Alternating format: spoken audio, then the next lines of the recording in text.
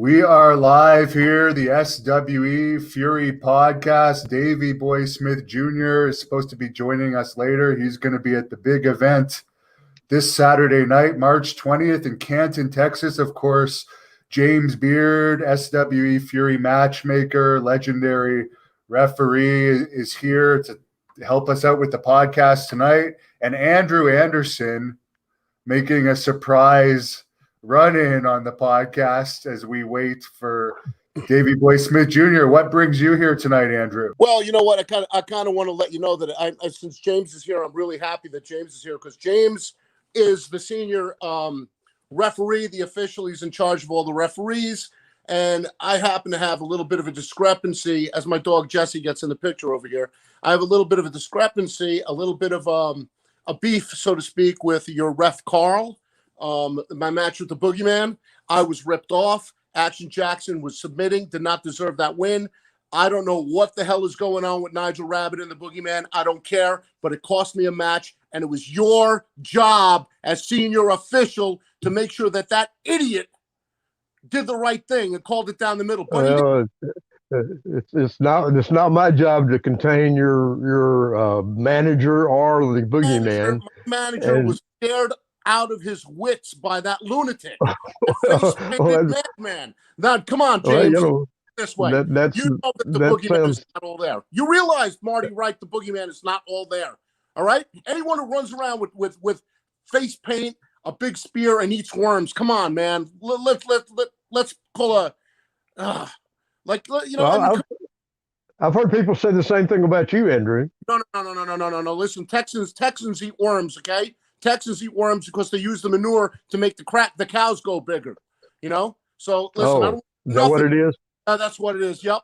Okay. You and your septic tanks, you guys can't even afford plumbing out there. All right. So you had a little snowstorm, and what happened? All your pipes froze up. God damn it. Come on. What's the matter? You can't be prepared for winter? I thought you had generators from hurricanes and tornadoes, but a little bit of snow messes you guys up. And then you bring the Boogeyman in the picture. Who brought the Boogeyman to Texas? Come on. You know, you are talking about cows in Texas. Hannibal knows about cows in Texas. He had a run-in with one today.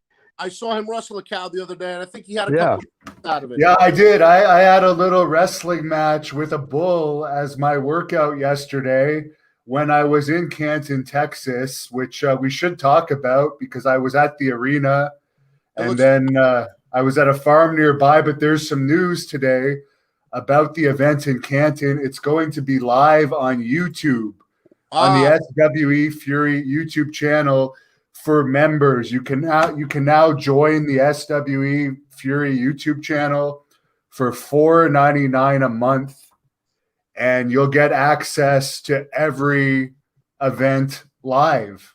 Wow! So $4.99 a month, pretty good deal for that. Is that going to include any back previous episodes and or is all the previous episodes are already on SWE Fury free. So from what I understand, the powers that be at SWE feel that rather than charging $9.99 for individual pay-per-views, you can cancel in a month, or you can pay $4.99 and pay continuously and watch it free every month, or watch it included in that price. That's not a bad deal. No, it's a hell of a deal. You know, Andrew, are you going to be in this battle royal here for the Texas heavyweight title this weekend? I don't know. I wasn't asked. You most certainly are. Excellent. Then I love it. I need to be in that battle. I need to get that belt around my waist. I need to walk out as a heavyweight champion. The Texas heavyweight champion.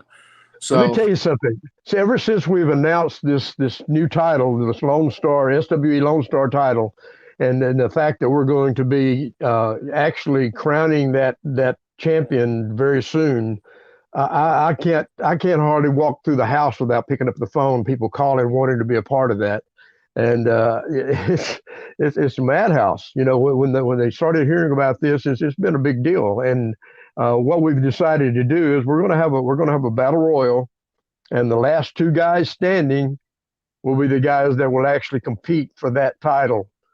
So we'll see what happens. Are they going to compete for that title that night, or are they going to do it in April? It will be on this taping. Yes. Okay. Yes. All right. That's great. That's great. Well, I look forward to being one of the last guys in that ring. Yeah, I guess it'll Good. come down to the last two. Is Davey Boy Smith Jr. going to be in that battle royal, James? I think so. I'm not sure, but I think so. I'll have to double check the lineup, but yeah. Yeah, I'm just looking at the banner. There's a lot of stars on this show. Teal Piper and her fiance from House of Heathens. He's a pretty big guy too. He's trained Ronda Rousey too in wrestling, so he could be a potential contender as well. I don't know about Mantel and Max. Are they going to be in there? We debated about that a little bit, but we think it's probably going to be a bad idea to put them in the same ring together in a situation like this for right now. I think we're probably going to have to keep them apart, except when they're not. Those two are going to have one of the most brutal matches around right now, with the Texas Bull Rope match, and the animosity between the two of them. I would hate to be that cowbell in the middle. So something's going to get dented, somebody's head or the cowbell or something for sure. Going to be busted open there in that match. I can tell you what. I've wrestled against Moonshine, and Moonshine is one tough SOB, and Max is a very good friend of mine, and between the two of them, I can't even predict Victor, because the animosity is just so deep rooted. And that's Dave Boy Jr. Harry Smith. What's up, Harry? Hey, how you doing, guys? Doing great, Harry. How you doing, man? Good, awesome. And for those that don't know, Harry is a 2-time WWE Tag Team Champion, a 3-time New Japan Pro Wrestling Tag Team Champion with Lance Cade. And now, starting at the last event, he's been part of SWE Fury, and he's going to be there March 20th in Canton, Texas. So, James, you guys just keep recruiting the best of the best. One of, in my opinion, the best technical wrestler in the world today by far is Harry. I tell you what, I've known Harry quite a while now, and I've always had a great appreciation for his talents and his skills. I mean, he was a tag team specialist for a while with Lance Hoyt, actually, not Cade. And they also held the NWA tag team titles for twice, Harry? Is that right? Or 3 times? 2 times, yeah. Okay, yeah. And I've had the pleasure of being in the ring with Harry several times, and his father too, for that matter. And he's one of the best, absolutely. I remember your dad. From WCW. That's how long I go back a little bit of a ways, man. Oh wow, that's crazy. Yeah, and good times, man. I was really good friends with your Uncle Smitty. So he was great too. He was a great dude. I mean, Smitty and I had a lot of laughs over the years at the Hall of Fame ceremonies, at the Cauliflower Alley with Bob Johnson, your old friend over there, Bob Johnson. Oh, I remember. Yes, of course, Bob, the legend. Bob, what a character! He's a character in and of itself. Yeah, I guess Bob and Bruce are still doing their podcast. I don't know. Are they? I don't think that they have for quite some time. I think Bruce is just, I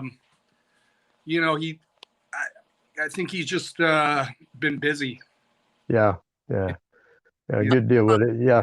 On the time, I think Bob caught COVID right in the middle of the whole the pandemic, and I think that sort of put the podcast on hold for a while there. Yes. Oh, okay.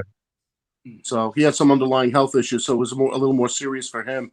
Yeah. But he's a good guy, man. Your whole family, a bunch of great guys. I loved your Uncle Jim. Jim Neidhart was one of the best, and I had a lot of matches with him over the years. And I hope before I retire, I hope to have a match with you, my friend. Well, we shall see, and let the best man win. That's it, brother. Well, listen, guys, it was great talking to you. James Beard, keep your officials official. I was ripped off by the boogeyman. I'm not eating no worms. Nigel Rabbit said he'd eat the worms. Quit whining. Quit whining and go back to your New Jersey hole up there somewhere. You know what he has a habit of saying, Harry? He says every time I talk, he goes, "You talk funny." Well, you talk funny. You know, you talk funny. You Texans talk funny. So listen, Yeah. I heard, by the way, I heard that Hannibal was cleaning off cow poop off his shoes for a long time after wrestling that bull in Canton for a while. So, you know, watch out when Hannibal walks around to do interviews. You might smell a little bit of cow manure around, right, Hannibal? You know, don't follow him where he's walking, I guess. Right, Hannibal. You put no shoes off, my friend. Yeah, no, I was making the bull eat its own manure, but I'm sure Harry has. Would you ever wrestle a bear, Harry? I could see you have wanted to be in there with a bear. I know your grandfather wrestled a tiger once. Yeah, you know, I don't know. A tiger might be maybe slightly easier to wrestle just because they're lower on the ground. You can try to front headlock them, and I think that was Stu's intent. But a bear, just because when they stand up, their height. I mean, and they just seem like, if you've ever watched them wrestle on YouTube, they just seem to keep rolling, even if you take them down. And then they have that immense power where they can just grab a hold of you and sort of bear hug you and slam you down to the ground. So, I mean, maybe I guess go with the tiger over the bear.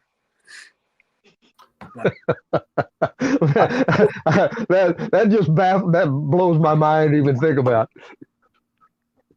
How's your MMA training coming along? I know you've been training with Josh Barnett, even Jake Hager before one of his last fights. I don't know if he's going to get in there and mix it up again, but there's been rumors about you getting into Bellator for years now. Yeah, you know, I've been training at the American Top Team gym here in Tampa, and I just the issue was I've always been sidelined or sidetracked with something, and I had a lot of bad luck and misfortune with getting ready for things. Like I remember years ago, I had been contacted by Pancrase, and I was getting ready for something there, and I kept having reoccurring tonsil issues, and I ended up having to get my tonsils removed, and then I kind of got back into training, and then I was training with Jake for a while, and I ended up breaking my ankle in sparring, and I was getting ready for a Bellator fight, sort of, and then, you know, over the summer I was training hard, and I ended up getting vertigo in my ear, and ended up getting viral pharyngitis the last time. So there's just been a lot of bad luck that you know, I've been training, but not like I'm preparing for a fight. I'm just training more for maintenance right now, and just trying to feel what's the best option for myself career-wise. And if I am going to try to have an MMA fight, it would be like now or never. And with WWE coming up with my dad's Hall of Fame induction, that might be the best option. So I'm just seeing what's the best road to take, you know? So, yeah. Well, you have to take care of yourself for sure. You know what's best for you, and that may be the best path for you in the end. After all, and it's always been, the end of the day, pro wrestling's been, you know, my bread and butter, and wrestling in Japan was always my first love. So, you know, you can't push that. I mean, it's hard to decide. You know what I mean? you did some training with the late Billy Robinson also, didn't you? Yes, I certainly did. I used to go and see Billy in Little Rock, Arkansas, in between. It was like WWE trips. If I was somewhere near like Tennessee, I would go and see him and train with him. So I got to spend a lot of time with Billy. We got to be pretty close, and I learned a lot of techniques from him. Great technician, real stickler on technique, actually. Yeah. He had a great mind for the professional wrestling industry as well, and the mixed martial arts field. So I'm very grateful I got a chance to train with him. Him and my grandfather Stu were very close, and he spent some time in Calgary pro wrestling as well. Yeah, he was one of those guys that if he respected you, he would kind of work with you a little bit, but if he didn't, you were probably in trouble. Yeah, I think so. I think he was. Yeah, I would say that's pretty fair. But I think that Billy liked to treat everybody sort of respect, but he had a kind of like a short fuse. And if he didn't like you or something set him off, he could, I could tell he could kind of get into a bad mood and be in that mode where he wants to go out and stretch somebody or hurt somebody. But he was capable of doing that. Yeah, yeah. He's one of those guys from that era and that age and that generation that was just, man, they were tough as nails. Absolutely, yeah. I mean, some of the training he told me about that he did in Wigan growing up, you know, and just before he even learned any techniques, the sort of abuse that they would, you know, he had to undergo from, you know, Billy Joyce and Billy Riley and Carl Gotch, Yeah, Jack Dempsey, a lot of those guys, you know. yeah, some tough names right there. Absolutely. Yeah. And Well, you had the did you start with obviously you had to start at Stu's place, I guess, but who actually started training you? Which one were the guys were I guess the most influence on you? So it would have been Ross and Bruce first. Okay. Yeah.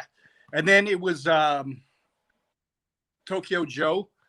Yeah. Yeah. I heard that. Yeah. He was the one that sent me to New Japan the first time when I was 19. Okay. And, you know, after that, I mean, I got to learn from some of the other veterans that would come around. Some of the other guys like that I'd sort of trained, but they had became sort of more advanced because they were on the road wrestling full time. Duke Durango, Greg Pollock, some of them. And then heard so many stories. Many stories about that place. Later, you know, I spent some time in FCW with Dr. Tom and Steve Kern. So, you know, I got to learn a lot of good psychology from both of those guys. They're tremendous teachers and have a tremendous level of patience and super assets for the wrestling business as far as teachers and everything that they've, you know, attributed to the business for sure. You're a little bit of a different animal than some. I mean, you're a big guy. You're what, 6'5"? Somewhere in that neighborhood. Yeah.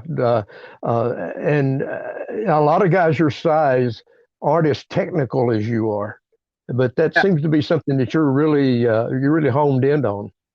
Thank you very much for that encomium. Yeah, you know, it's just been years of learning from guys like Billy Robinson and Tokyo Joe. I've learned quite a bit from, you know, Minoru Suzuki and Fujiwara. You know, and just studying and watching tapes and just it's a lot of practice too. You know, you gotta get your reps in. You gotta kind of do things day in, day out, learn your techniques so well that it's impossible for you to screw them up, basically. I worked with Fujiwara a little bit in Japan years ago, and that was really kind of the start of the MMA thing back in those days. He had that I guess I don't know what they call it, the shoot wrestling kind of thing, and there was some rough stuff, man, going on in the ring with those guys. Yeah, you were there with the SWS, huh? Yes, yeah. Fujiwara is a great guy. He's funny. He's got a dry sense of humor on him too. But, yeah. His Achilles lock and his front face lock and headlock when he put it on, like you, when you get it hurt. There's a fan that wants to know what's your go-to submission, Harry. I'm really not sure because I've only seen you in those grappling matches when you won that Billy Robinson tournament a couple years ago that were uploaded. Yeah, I haven't that was one of the only ones that got uploaded. Some of the other ones like in Naga and stuff like that I won, and Josh had some other ones years ago. Double wrist lock, the Kimura is what they call it, but in catch wrestling we do it with a different variation with grabbing lower on the wrist, like on the hand. So I would go double wrist lock, top wrist lock, and that crossface into a front face lock and the grommet, the grommet front face lock, of course. I got a pretty good Achilles lock as well, but usually just when I go on autopilot, I wind up in those positions. So that's just years of just sensitivity and stuff like that. So I would go with those. I mean, I can get rear naked chokes and stuff like that, but just put pressure on your opponent and look for put pressure, but look for the submission, but wait for the submission to come to you. Is what I would say. Speaking of the Gravit, I don't think James has heard your Dynamite Kid impression. Can we get that, because you do a great one of him talking about that hold. Yeah. Well, James, did you ever meet Dynamite? Met him, never worked with him. I worked with your dad, but never worked with Dynamite. Yeah. So when I went and visited him years ago, when he was still around, God bless his soul, he was I'm sure you could agree, he was kind of a man of few words. Yeah. And he was either black or white. So I would go, hey, Dynamite, or hey, Tommy, what did you think about the Cobra as a wrestler? And he goes, he's okay. Maybe ever. I said, what about Tsunami? He's good. I'd say, well, what about well, he was the best, right? He was the best. So it's like, all right. I asked him about going, because he went there with New Japan, or I think like 81 or 82. And I guess the guys had a lousy trip there. Inoki booked some kind of an armpit of a tour over there, and he said, it's a shithole. It's a shithole. I've been on those. Yeah, maybe.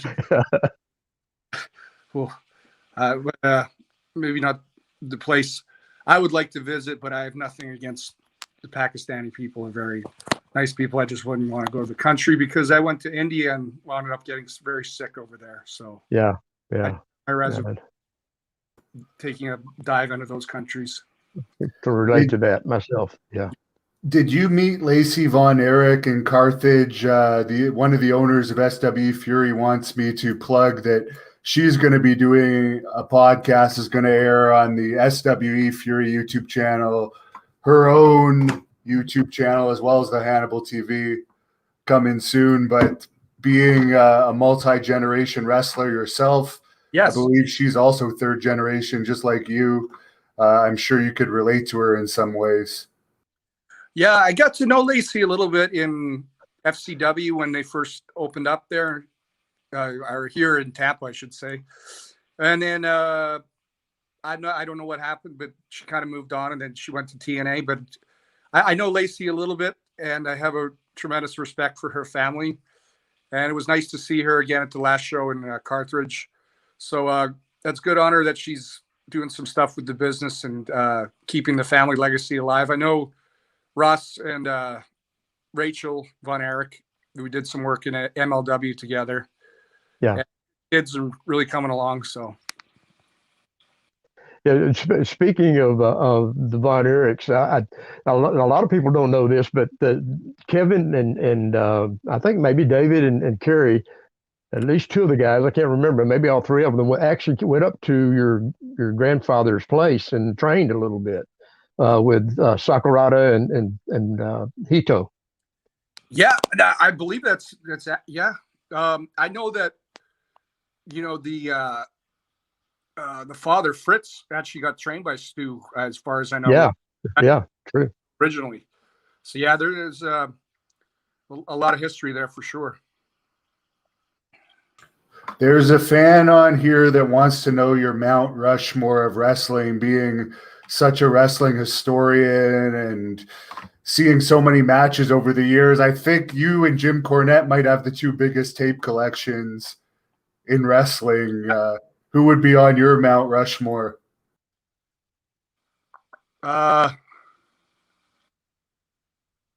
Well, start off with Giant Gonzalez, Nails.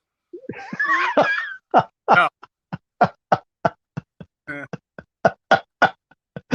Oh, nobody can say you don't have a sense of humor anyway. Yeah.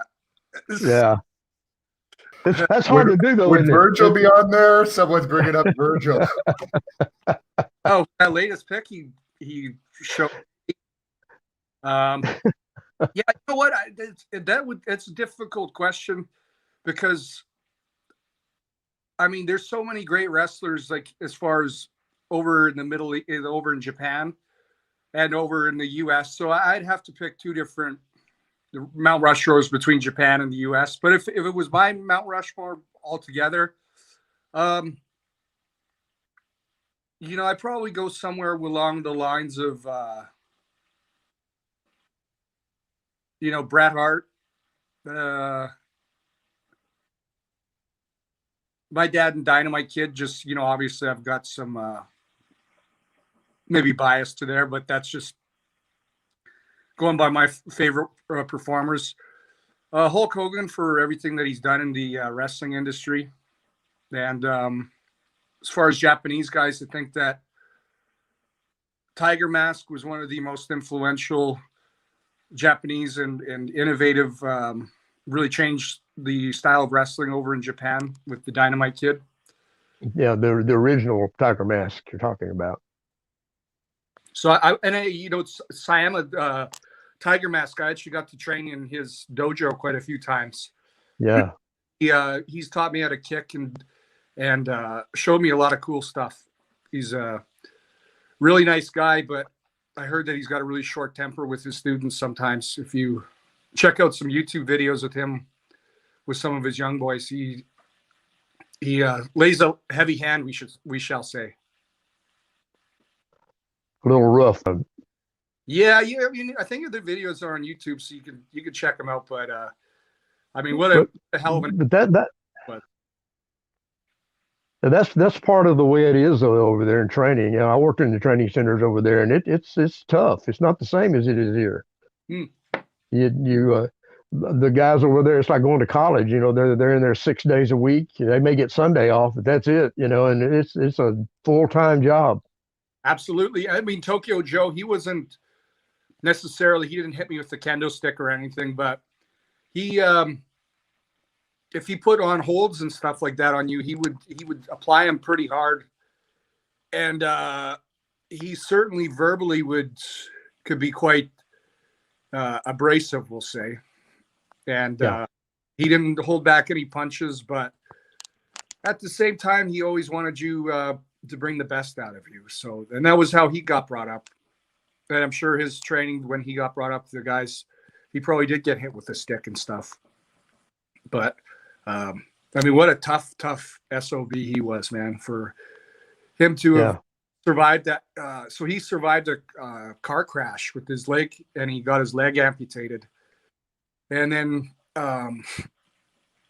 he stayed in Calgary because he was too ashamed to go back home to Japan to see his family. So Inoki and him were kept tight over the years, and then they made him a sort of like a scout for New Japan. So he stayed in Calgary, and then he went to Texas. He was actually one of the first guys to send Undertaker to New Japan as Punisher Morgan and Psycho Sid. I think he first sent maybe Steve Williams to New Japan too, and then a bunch of other guys from England. He would travel around and scout guys and see who was a good worker or who could draw money over in Japan. He had a pretty sharp eye, Joe. That used to be pretty much the way the system worked. You had somebody in different areas that would suggest people for Japan, and I did that myself for a while. It's a very difficult responsibility too, because in those days you had to be something special to work over there. Oh yeah, for sure. Yeah. And I mean, in those days too, the style, I mean, there wasn't, I think more early 80s was pretty bad, but they would really test you in there. Yeah, absolutely. You fight that, get chewed up, because that's what would happen, There's a fan on here named Josh Bulldog, obviously a fan of your dad's. He wants to know your favorite British Bulldog moment. Would it have been the Canadian Stampede? I know you were also there for the famous 1992 SummerSlam match between your dad and Brett. Yeah, you know what? I got to go with both of those. They were tremendous moments in my childhood, and being there live was just something. It was just amazing. You know, I'd never heard crowds that loud in my life. Being there, you know, live, especially you know, SummerSlam '92. I mean, you had 80,000 plus fans going nuts for at the very end. There, it was just incredible. So I would definitely put it at those two for sure. Do you think if WWE were to say build an NXT UK brand around a guy like you, that there could be a legitimate UK territory? Because they got other good wrestlers there, like this Walter character. Yeah. But it seems like they haven't given it a good enough push yet to really get something good going. Yeah, with all due respect to a lot of the guys there, there's just not a lot of name power. And due to the COVID pandemic, there's, you know, no live audience. So that's going to hurt things also. But I just think that if they had more name power over there with you know, I mean, if they had, I mean, Finn Balor, he's from Europe. If they had him and a few other guys that Walter, he's got some name power. He's a big guy. That's just the problem. It's just COVID. You know, they're not allowed to draw any live audiences, and especially over there in the UK, everything's so isolated with COVID and, you know, travel restrictions. It's not like you can send guys back and forth regularly. So it's tough, man. Maybe hopefully they can have a waiting game with it and things will look up for them. But they do have great talent. It's just not a lot of actual name power, you know.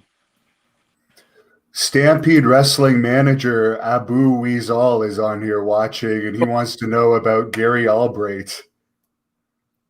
Why doesn't he tell me? He knew Gary better than me. I guess you would have just been a little kid when he passed away, but yeah. I don't know what he wants you to say about him. I was a big fan of Gary's from his UWFI days, and Stu really respected him and spoke highly of his amateur wrestling credentials, and Billy Robinson did too. As you know, Billy said that he had an extremely loose back, especially he said he may have had one of the loosest hips and back for a heavyweight his size. So when he would suplex you or throw you, you had no choice. It was victory over the bridge, as they shall say. And I never got to meet him, but I was a big fan of his work.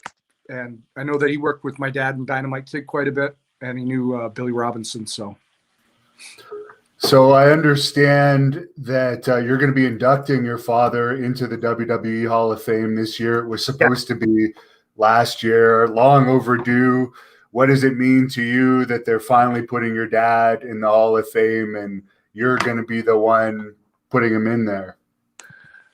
You know what? It's long overdue, and I'm really happy and glad that it's finally happening. I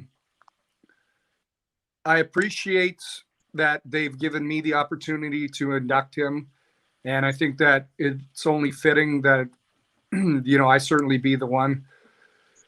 You know, it's going to be a great moment for myself, my family, and the fans also. And right now I'm doing a lot of thinking and trying to prepare a speech, and I'm not sure exactly what the time frame is for it. But I want to make it a good special speech and have a lot of content and good stories for the fans, and thank the fans in the WWE universe for all this. So I'm definitely looking forward. Just be careful for those attackers.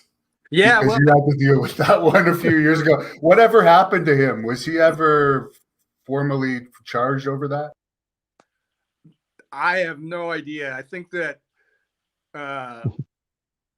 he may have gotten a fake identity and moved over to Mexico or something. But yeah, you did a number on that guy. You couldn't even recognize him after. Yeah. Yeah. I think I had heard that he was supposed to. There was supposed to be some court dates that he had missed, and they were looking for him. But I have no idea. I mean, he's just wherever he is. I mean, he seemed like a real nutcase, wing nut. But Yeah, not a smart move, and that's for sure. no. James, do you know who Harry is wrestling this Saturday night in Canton? I think you mentioned earlier he's going to be involved in the Battle Royal for the Texas heavyweight title, but I understand he's probably going to be having a match as well. Yeah. I couldn't hear everything you said. It kind of was breaking up there a little bit. Yeah, mine too. Okay, can you hear it now? Yeah. Okay. Yeah. Who do you have any idea, James, who Harry is wrestling this Saturday at the Canton Civic Center in SWE Fury? You mentioned earlier he was going to be in the Texas title battle royal.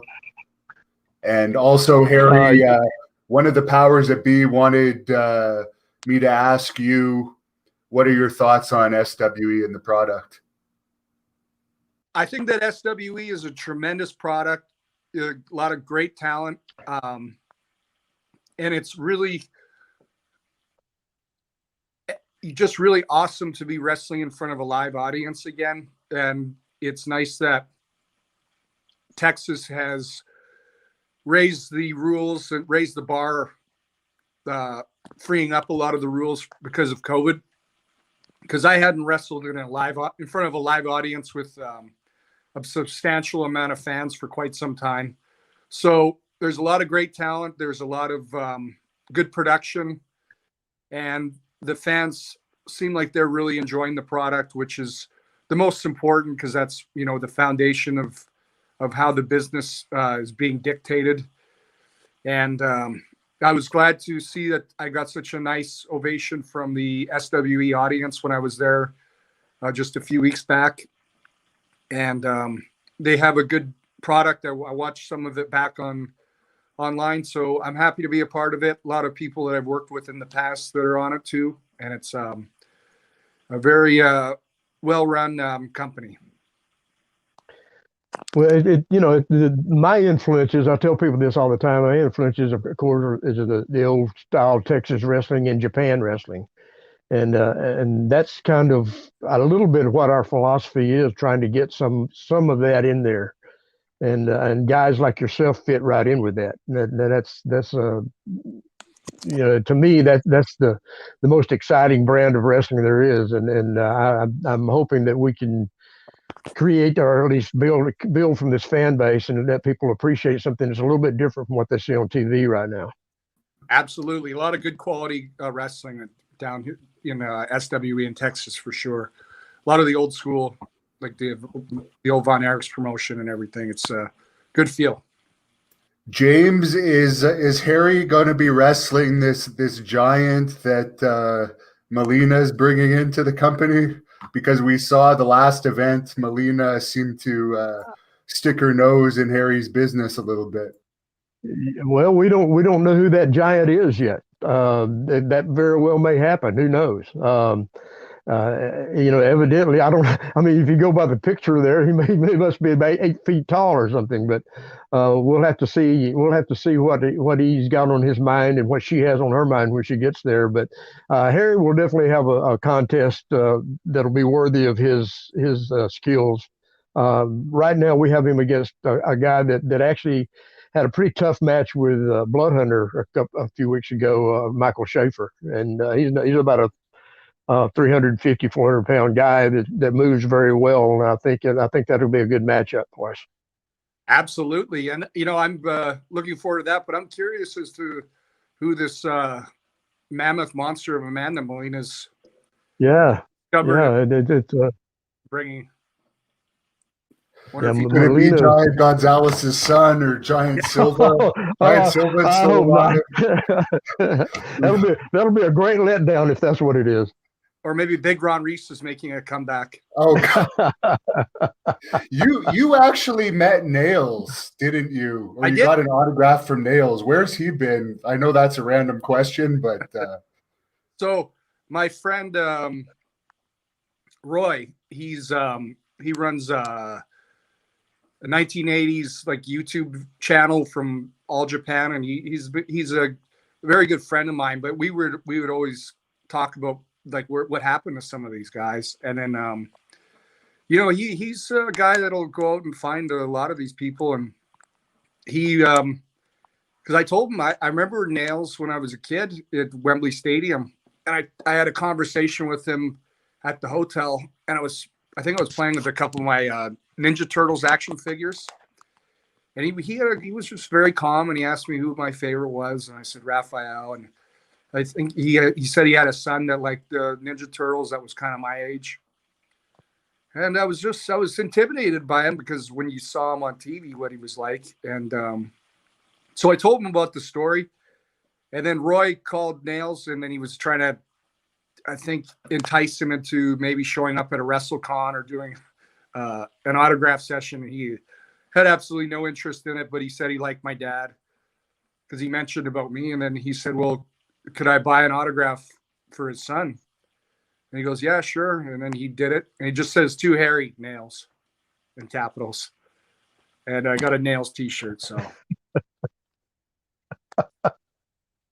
yeah. That's amazing. There's a few fans wondering. I know you have absolutely no say in this, but if you were to return to WWE now that you fully own the British Bulldog name, do you think you'd be more likely in there as Davey Boy Smith Jr. or the David Hart Smith name again? I would prefer the British Bulldog name, or to go back under my real name of Harry Smith. And I think that I've had a lot of different names and aliases in the past that people have chosen for me. And I think the Davey Boy Smith Jr. one has worked really well. But going back, if I am going back there, a fresh name.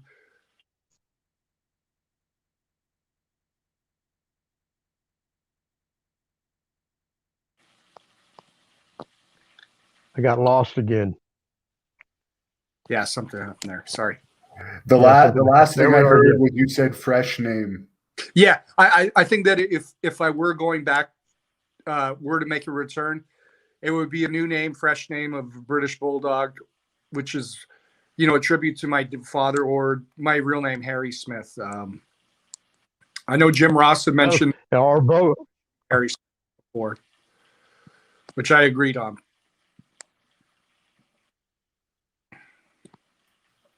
Very good. And there's a few fans on here that are asking about, you use two finishers, the running power slam and also the pile driver. Yes. A lot. Which of the two finishers do you prefer, and what's the difference in effectiveness? Well, so in different, in like a blood sport game, say for instance, I prefer to use the crippler crossface because it's more of a shoot style. And, going over to, it's all kind of where I'm at, what position I'm in. If I'm a fan favorite, I tend to like to use the running power slam because it's something that the fans can all relate to. And it's a good feel-good moment because they remember my father doing it. Whereas if I'm working as a heel or a villain, the good old fashioned pile driver is just, you plant the guy down right on their head, and that's it. 1, 2, 3. Or the jumping Liger bomb has been always a favorite of mine as well. So, man, we're having some technical issues, but we're almost winding it down here. Harry, where can people follow you if they want to follow you online and see everywhere you're going and what your progress is? Absolutely. You can follow me at DB Smith Jr. on my Instagram page, or Twitter, same thing, DB Smith Jr. I do have a Facebook account, but I'm not on there as much, but I keep that more to my friends and family. And there's also an official British Bulldog Instagram page that my sister is now running. And you can follow any updates that we have about any upcoming Hall of Fame news or anything like that, you can check those out as well. Now, you mentioned Bloodsport not too long ago. You had a match that was very well received with John Moxley. Could you talk at all about that match and what went into it? Because it was one of the most brutal matches of 2021. Not that there's been that many to choose from, but it was up there. Absolutely. It was hard hitting, and it was fun. Sometimes you get hit hard and you hit back harder, and that's can be a fun thing. I have always respected John Moxley's attitude towards wrestling, and he was actually at my first Bloodsport match against Killer Cross. He showed up there with William Regal, and he was somewhere up in the rafters, the second floor, watching it. And I know that he really enjoyed the match, and he wanted to test himself and be a part of something like Bloodsport. So hats off to him. I like John. He's a different kind of character, very eccentric, but he's got a rough side to him, which I like, and I think that he beats to his own tune, so to speak. But he's a one of a kind of character, and I enjoy getting in there and exchanging a few potatoes and whatever else with him. So it was fun. Didn't you legitimately knock somebody out? You enjoyed the pain, I guess. Sorry, didn't you actually knock somebody out in the Bloodsport before that? Yeah, I did. Josh Alexander, and it was, it happens, I rocked him with a forearm, and I could see that he was on queer street, as my Uncle Bruce liked to say. And I gave him the jumping power bomb, and I made sure he was okay afterwards. But it happens, and it just. But yeah, that's true. I knocked him out. That's why that neck training is so important. You got to get that neck. We lost him again. Yes. I don't know where there are technical difficulties in that for some reason. There we go. Can you hear us now? There we go. Yeah. There's a fan, Harry, that wants to know how your family's doing. Oh, everybody's doing okay. It's just been a rough time with COVID, but I've spoken to Brett a little bit here and there. He's been up in Canada. He hasn't traveled much due to the pandemic, but I've kept in touch with them. I've been in Florida here. I still see TJ and Natty down here when but everybody's doing all right. Everybody's in good health and moving along with this pandemic. So yeah, they're all doing good. Thanks for asking. We had Steve Kern on my podcast this weekend, and he put over you as one of the guys he really liked working with in FCW. And there's a fan here, Chris Norman, that must have seen that. He wants to know your memories of training with Steve Kern. Absolutely. Steve Kern was great. I really respected and appreciated Steve's passion for the wrestling business. Steve had a lot of great ideas. He had a lot of good psychology. I mean, he was one of those guys. I don't think he took any days off when he was working as basically the owner of FCW down here. So he's Steve is a great guy. He ran a great company with FCW, and sometimes when I look back at things, I kind of course I like being on the road and stuff like that, but you want to get out of the developmental. But when you look back at things, you look back and you say, man, I had so many great memories when I was down at FCW, and we had so many great moments with myself and TJ and Low Key and Drew McIntyre and Heath Slater.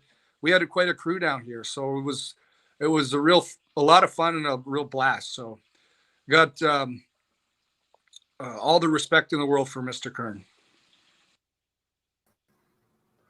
Very good. Something when you think about working with all those guys, and then it all kind of make a circle and come back around together. And Yeah, it looks like you might be doing some of that yourself. Yeah, it's kind of a neat thing. absolutely. It's kind of fun. I mean, I drive down the Gandy Boulevard here in Tampa a lot, and then I drive by. But it's just funny to see the FCW's, the old school. There's it's like a playground place for kids. And I just drive by and I go, man, I can't believe when I used to drive up here that used to be. I mean, it's a huge place in there, but crazy how it changed into that. I was there the very first day of FCW. We were at a batting cage on Hillsborough, because that was the first place that they had found. And then I think it was John Laurinaitis came by, and he didn't like that we were trying to protect the business. We were sell things, but Johnny just didn't like it at all. So he said, "We're getting out of here. Let's go." Kayfabe. Yeah. How did your dad get the name the British Bulldog? Good question from a fan here. I don't even know that. I think it was Vince that came up with the British Bulldogs idea originally when he was first signing them from Stampede in Japan, because he said that they both look like, bulldogs, and the British name and everything. So after they split up, Davey kept the name, and he did the wise thing and trademarked it. So there was originally just a tag team name. But yeah. When Davey and Dynamite were together as a tag team, Davey kept telling Dynamite that they should trademark the British Bulldogs name, and Dynamite never wanted to do it. And he just said, like, "Oh fuck, anybody steals our name, we'll beat him up. We'll show him." But when they split up, Davey trademarked it, and he was on TV, and that was it was what he needed to do. Yeah, you mentioned before in another interview with me, you were friends with Johnny Ace, and it just came out last week that he's back as head of WWE Talent Relations. So I guess that's another good thing. Absolutely. Yeah, I always liked Johnny. Johnny was always honest with me. I'm glad to see he's back hired in his position. And, we kept in touch a little bit over the past while, because I think Johnny always respected that I had a huge passion for Japanese wrestling. And I think that when he released me, he wanted to see me go back to Japan and kind of reinvent myself. And I was kind of burned out at the time being, in WWE, and there was just not a lot of, there was no storyline. There was no, nothing to really bite your teeth into, when I was there at the time. So, but no, Johnny's, he's a smart guy, man. He's, but he never did me any wrong. So I got a lot of respect for him. That happened to a lot of guys. Your old partner Lance Hoyt, same thing. He was there for a while and then let go and went on to do other things. How did you feel about that at the time? Is that something that you were really disappointed in, or just look at it as an opportunity to do something different? Oh, no. I was I was more than well on my way out. I on the road in 4 months, and there was not a lot of nothing to really look forward to at the time. I might get a Superstars match. Actually, my last Superstars match with Zack Ryder was really good. I don't know if you watched that on the network or YouTube. And I really we put together it was a good match. Like, it was really good, and the fans were getting into me, and I thought, man, I really showed them that, we need to start doing something. And then that was the last match, and they just sent me home. It just goes to show you that sometimes, you can work hard but it's just not the right time. And they just didn't want to, for whatever reason, wanted to do anything at the time. So But in some cases, it turns out to be the best thing that could have happened to you, really. I mean, you got that experience, you knew what it was like, but then you got a chance to go to Japan and work and train in a different way and probably have a completely different style now. Yeah, I mean, I got was definitely more inspired when I left, and there was a lot look forward to, and it was a good thing I went, and it was a good thing I left at the time, So Favorite match in WWE and favorite match outside of WWE? The last fan question I'll ask you for tonight. I'm sorry, my favorite match in WWE? Yeah, favorite that you had with them and outside of WWE. I know my favorite match of you outside WWE was you and Harry, or you and TJ, sorry, on that show in Cochrane. Yeah, absolutely. That match was awesome. You can, I believe, is that on your channel, Devin? Yeah, it's still on there. If you look up Harry Smith versus TJ Wilson, it's a great match. You power bomb him off the top rope. Super Liger bomb off the top rope was the finish. That was my final match before going to WWE. So you know what? I'm going to go with that. Probably is my favorite match outside. But other than that, the match that I had with Shinsuke Nakamura, the IC title match that we had at Ryogoku, they took it off YouTube. I mean, understandably, but that's on New Japan World. But in WWE, I have to say, and nobody's probably seen it, it was a house show match. And this was the time when they first brought me up, and I hadn't debuted yet. And I was working John Morrison first on the card.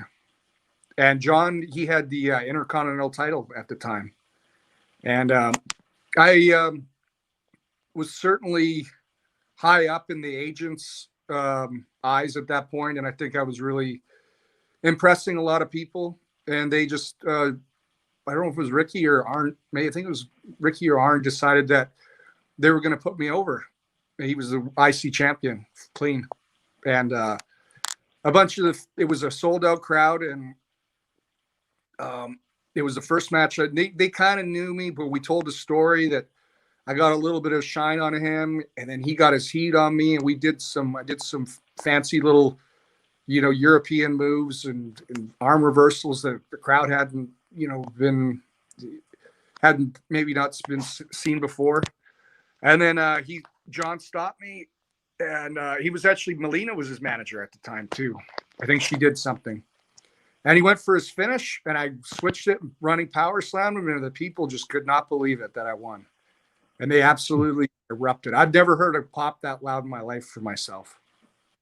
And we did it the same thing the next night, and it was even bigger. My comeback that night, I remember and John, he was just so on, man. The bump, the just boom, boom, boom, boom, like a ping pong, and the crowd was just eating it up. But aside from that, talented guy, yeah. Yeah, those two, there were house shows, though. I mean, and I think WWE still has them on tape, but I think they turned off the audio. But my match with Fit Finley from ECW was really awesome. And again, John Morrison from Superstars in Calgary. It was, if you check that out, that one's on YouTube. But that match from Calgary on Superstars was good. But the one we had in when I beat him for the IC title, the house show matches were even better. So that'll lead for your imagination to think. Some good things for the fans to look up. Do you mind just throwing us a couple more impressions before we close up here? Because I'm such a big fan of the voices that you do. Sure. Hang on. Let me think. He's having to perform for us.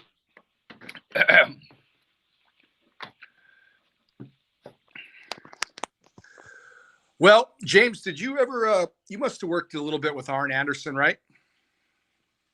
I've been around Arn. I never actually worked with him, believe it or not. Well, but I do know him. Yeah. He's his deal with his hand because of his neck injury from over the years. Yeah. And he would always kind of be eyeing up a lot of the talent and watching them, and you go, You know what? You're gonna be a fucking heel, be a heel. Simple. Be aggressive. You don't want to be doing all this hoo-ha bullshit. You want to get your heat in. Do something dirty that makes the fans just get that nasty, shitty feeling in the pit of their stomach. They go, fuck, man. That's how you make your money. Simple. That sounds like him. I could do Mike Rotunda, but not a lot of people know him. But he would, Mike liked to chew a lot of dip backstage, and he'd come out and he would say something like,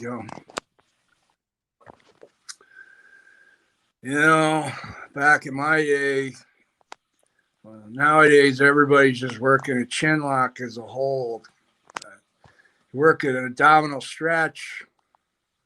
Grab your hand on the rope. The ref's not looking. When he comes back, you pull it away and you pull on his hip. Do that a couple times. Third time, when the ref catches, you take a hip toss, and little things like that still get over. So, some food for thought, Try to be creative. Nobody's really working a leg now. They're just doing a lot of high spots. So, just my point of view. That's great. That's great. Mike's a great. and so true too. The way you said it. I remember when he was by me in the hallway, and I was doing an impression to Pat Patterson, God rest his soul. And just coincidentally, he was walking by the monitor, and Pat just looked at him, and he just covered his mouth and started laughing. Mike gave me this dirty look. He goes, "You're a funny man, Harry." He knew exactly. Oh, wow. Great stuff. Great stuff. Who has the best impression of Stu? So many people do Stu. Yeah, Stu's kind of, I would have to give it to, he's not around anymore, but maybe Owen. Owen was really good with his impressions. I think I give it to Owen or Brett. There's a lot of people that they think they have good ones, but it's just, it's like everybody has a Brian Dixon impression, or if you ever with him and over in England. A lot of people like to imitate Vince and Johnny Ace too. They all seem to have their version of the voice. But yeah, I give it to Owen or Brett. You also do a very good funny Bruce. guy. You do a great Bruce impression, but not many people would know Bruce on here. But yours is pretty exact. Yeah. Well, he would. Yeah, it's too bad. Well, James, you know Bruce, right? Oh yes, yes. Yeah. I foresee Dynamite Kid, performers of our time. I always got along pretty good with Dynamite, and some of them was always on pretty good terms, and we may have exchanged a few potatoes and whatnot in our matches, but everything was pretty safe and not a lot of bullshit or anything, That's perfect. That's perfect. Yeah, you could fool anyone with that. Oh yeah, yeah. You could wheel the radio and you think it was him. Yeah, I remember there was. Except you didn't talk long enough. Yeah, there was a couple. I think guys in the dungeon. I'm not going to say who, but they were prank calling. There was a bunch of prank calls going on back and forth between each other, and someone was stiffing someone in the basement, and then Bruce was just I remember he just kind of like shrugged his shoulders and said, "Yeah, I don't know. This sounds like a convoluted web of lies and bullshit. straightened out before something fucking goofy happens. We're all here to get along and be at our best. And I don't want to hear about any of this bullshit going on. But you remember he gave this little speech. That's so perfect. Who wants to come on the mat for the first rendezvous, as they shall say? he would you guys come on the mat, do 10 minutes or whatever, do the 15 bumps, and then usually do a round of applause, and the next guys would clap, and then. But he switched it up a lot. But yeah, that's funny stuff. Funny stuff. It's right on, man. Well, thank you very much for joining us, Harry. And I'll put this poster up again. This pay-per-view this weekend, it is going to be on SWE Fury's YouTube channel. If you join the channel, it's going to be $4.99, and you can watch Davey Boy Smith Jr., the British Bulldog, in action. He's going to be in the Battle Royal. And as James announced, taking on Michael Schaefer, who is something like 6'6", 400 pounds. That's going to be a tough one to put in the power slam. But I'd like to. That'd be worth $4.99 alone to see power slam that big. More than yeah, absolutely. Yeah. Well, thanks a lot, Devin. I look forward to seeing my fans in Canton, and any of the fans that are going to be watching this live, please tune in. There's a lot of great wrestlers like myself, and a lot of great talent on the show. So be looking forward to coming back to Texas for sure. Great. Have a good night, Harry. Thank you very much for joining us, and I look forward to seeing you on the weekend. Thanks for all the impressions. You're welcome. See you soon, Harry. And James, we can just mention again, it's going to be on pay-per-view on the SWE Fury YouTube channel, $4.99 to become a channel member. And they're going to put the pay-per-views on every single month. But you could also just pay it one time if you only want the one pay-per-view. But we tested out the streaming at this arena yesterday. I was in Canton. I'll put up the picture. I was actually at the arena with one of the owners of SWE Fury, and they have excellent Wi-Fi, so there should be no streaming issues. This lovely Texas title is going to be decided.